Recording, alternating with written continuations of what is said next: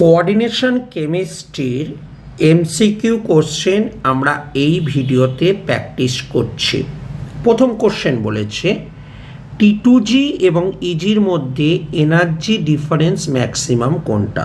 এটা totally depend করে থাকে স্পেকট্রোকেমিক্যাল সিরিজের উপর। আমরা স্পেকট্রোকেমিক্যাল সিরিজের দিকে যদি তাকাই দেখতে পারবো ফ্লুরাইড, তার থেকে পাওয়ারফুল হলো H2O, তার মোট কথা এইখানে যে অপশানগুলো রয়েছে তার থেকে পাওয়ারফুল হলো CN- এবং সবচেয়ে বেশি পাওয়ারফুল হলো কার্বনিল। তাহলে কার্বনিল যেখানে রয়েছে সেখানে T2G এবং ইজির মধ্যে এনার্জি ডিফারেন্সটা ম্যাক্সিমাম হবে।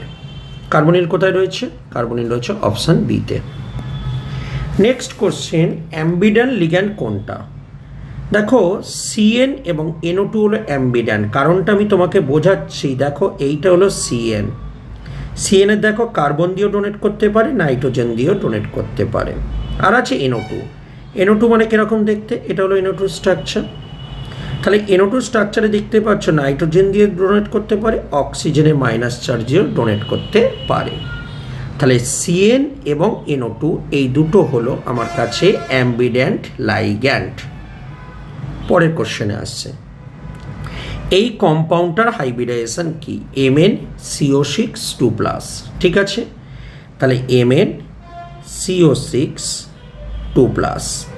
এর যদি অক্সিডেশন নাম্বারটা দেখি তাহলে দেখতে পাবো X + 6 × 0 = +2, X = +2। Mn এর ইলেকট্রনিক কনফিগারেশন হলো আর্গন 3d5 4s2 এবং Mn2+ মানে হবে আর্গন 3d5। একটু এখানে কম্পাউন্ডের দিকে তাকিয়ে দেখো, বুঝতেই পারছো CO আছে, কার্বনিল আছে, তার মানে এটা ইনার অরবিটাল করে। তার মানে এই যে 5টা রয়েছে D5 এখানে কি হবে? পেয়ার আকারে থাকবে, 2, 4, 5টা। এবং COগুলো কোথায় থাকবে? এই ভ্যাকেন্ট জায়গাগুলোতে থাকবে, রাইট? এই ভ্যাকেন্ট জায়গাগুলোতে CO থাকবে। তাহলে CO কোথায় কোথায় থাকছে যদি আমরা একটু দেখে নিই। দেখো দুটো D অরবিটালে থাকছে, একটা S এ আর দুটো P তে থাকছে।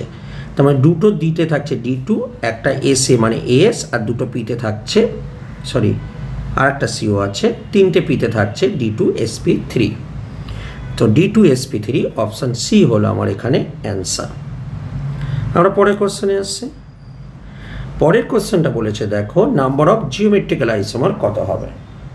একটু এটার দিকে যদি তাকিয়ে থাকো দেখতে পারবে এটা MA3B3 স্ট্রাকচার। এখন MA3B3 ক্ষেত্রে কি হয় না, CO দিলাম, এই 3টে ফ্লোরিন সেম সাইডে দিলাম, ক্লোরিনগুলোকে সেম সাইডে দিলাম, দিয়ে ওপরে 4- করলাম। তাহলে 3টে ফ্লোরিন সেম সাইডে রয়েছে, তাই জন্য এটাকে বলা হয় ফেসিয়াল আইসোমার। আরেকটা ক্ষেত্রে কী করলে? CO করলে এই যে 3টে ফ্লুরিনের মধ্যে একটাকে ইন্টারচেঞ্জ করে দিলে, তাই তো? এই যে জিনিসটা করলাম এটা হলো মেরিডিওনাল আইসোমার। তার মানে দুটো জিওমেট্রিক্যাল আইসোমার দেখাবে, একটি হলো ফেসিয়াল আর একটি হলো মেরিডিওনাল আইসোমার। তার মানে অ্যান্সার হবে আমার এখানে 2 হলো আমার কাছে অ্যান্সার। পরের কোশ্চেন, এই কম্পাউন্ডটার EN বার করতে বলেছে, এফেক্টিভ অ্যাটমিক নাম্বার। তাহলে Mn এর অক্সিডেশন নাম্বার বার করে X 6 × 0 = -1, তাহলে X হচ্ছে -1। তাহলে Mn এর ইলেকট্রনিক কনফিগারেশন কি? Argon 3d5 4s2, 3d5 4s2। এবার দেখো -1 এসছে, তার মানে Mn -1 মানে হবে আর্গন 3d5টা হয়ে যাবে 3d6 4s2। তাহলে মেটালের কত ইলেকট্রন? মেটালের টোটাল ইলেকট্রন আর্গনের জন্য 18, ডিতে আছে 6টা প্লাস এখানে আছে 2টো মানে 26। ঠিক আছে,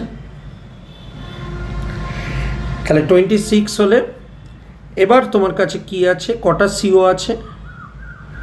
26, তাই তো? হ্যাঁ 26। CO আছে 6টা, 6 দুগুণে 12 মানে কত হচ্ছে? 38। তার মানে এ 38 হবে আমার কাছে অ্যান্সার। ওকে।